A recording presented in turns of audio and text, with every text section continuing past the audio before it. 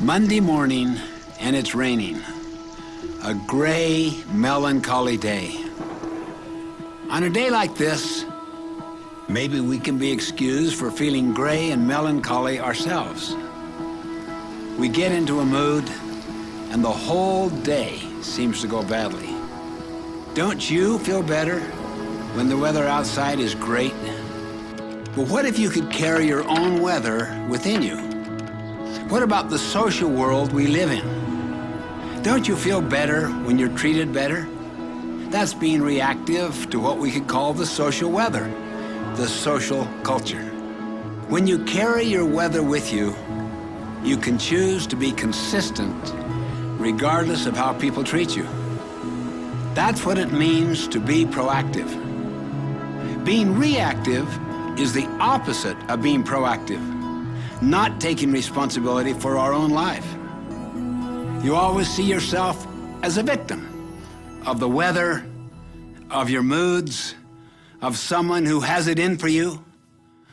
Habit 1 is based on the principle that your life is the result of your own decisions, not your conditions, not what's happening around you. That's why Habit 1 is so foundational, so basic. Unless you practice Habit 1, you can never practice the other habits of highly effective people. Years ago, I was doing research in a library in Hawaii. While thumbing through a book, I came across an idea that changed my whole outlook.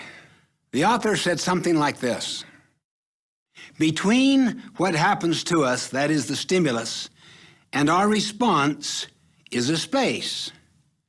In that space lies our power and our freedom to choose our response. And in those choices lie our growth and our happiness. This insight sunk deep into my heart. Even in the midst of challenging circumstances, we have this exhilarating power to choose how we will respond. For instance, the great Viktor Frankl, the Jewish Austrian psychiatrist imprisoned in the death camps of Nazi Germany during World War II, experienced unbelievable indignities and tortures. He was raised to believe that you are basically a product of your childhood. But while he was in the death camp, he began to observe some very interesting things. Different people reacted differently to the same circumstances. He himself experienced terrible things. Some of his own loved ones were killed. One day they stripped him, put him under lights, and performed experiments upon his body. At that lowest possible point, he discovered what he called the last human freedom, the power to choose your own response to any condition, to anything that happens to you. During his darkest moments, Frankl would visualize himself lecturing to his students in Austria following his release. He pictured himself teaching them about the very experiences he was having then. He came to believe that the most basic human capability of all is that between stimulus and response, man has the freedom to choose.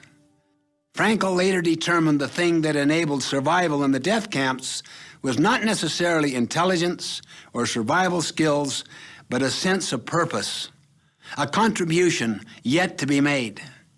This became the basis for his brilliant autobiography, Man's Search for Meaning. It's not what people do to us that hurts us. It's our chosen response to what they do that hurts us. As Gandhi put it, they cannot take away our self-respect if we do not give it to them. We must simply never build our emotional life around the weaknesses of other people. Otherwise, we give them permission to continue to mess up our lives. We give our future away. Several years ago, I was making a presentation on this subject of proactivity, and a woman stood up in the middle of my speech and started to give a speech on her own, spontaneously. She was filled with explosive learning and excitement. You could see it in her eyes, her gestures, her body language. And then she sensed the inappropriateness of what she was doing. She sat back down. I could hardly wait until the break to talk to her. "What happened to you?" I asked. She shared her story. She said, I'm the full-time nurse to an extremely miserable man. He doesn't even acknowledge me, let alone show me any form of appreciation.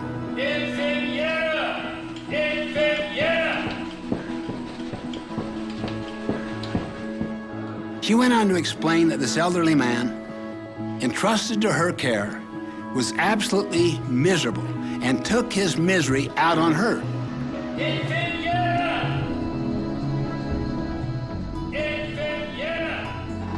She was becoming more and more depressed and hated the thought of going to work each day and facing this irritable man. All of the other nurses felt the same way. They talked even of his demise, wished for it, hoped for it, while they were taking care of him. Then she said something to me. For you to stand up there and suggest that I am choosing to be miserable was almost too much.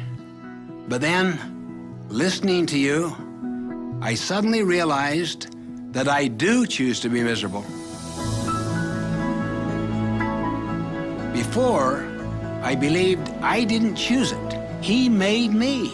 But then I realized how dependent I am. I'd given my power over myself to him and his miserable behavior. As I thought about what you were saying, she said, I realized I had the power to choose and felt like I had been let out of prison. That's why I stood up. I could not contain myself. I just can't tell you what that means. This feeling of freedom is almost overwhelming.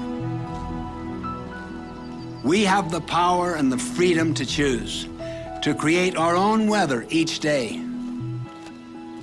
As Fulton J. Sheen once said, each of us makes his own weather, determines the color of the skies in the emotional universe which he inhabits.